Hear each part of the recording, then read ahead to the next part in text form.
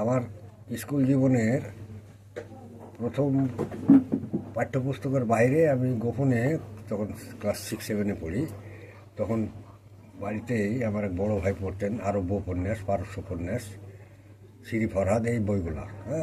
পড়ার অভ্যাসটা ওখান থেকে হয়। তারপর এই উচ্চতর বর্ণন শক্তির সাহায্যে সে পারে নিজেকে সঠিক মূল্যায়নের সচেতন ও সুপরিকল্পিত প্রচেষ্টায় দর্শন গভীরে যায় না, বিষয়টাকে তলিয়ে দেখার চেষ্টাও করেন না। এ ধরনের একজন মননশীল লেখক ও যুক্তিবাদী দার্শনিক হওয়া যায়।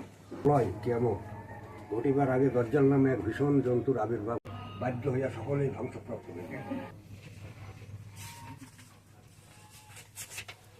সারা দুনিয়ার আবাদ যোগাস, তুই কেন রে উপবাসী ওরে ও ভাই চাষি। তোর ঋণের দায়ে করু গেল, জমি গেল শেষে, দিনে দিনে বাড়লো দেনা, শুধিবি তুই কিসে।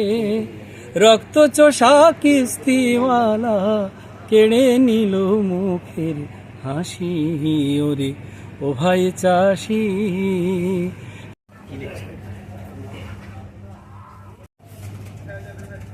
আমি এর নাম দিয়েছি একানি দোয়ানি।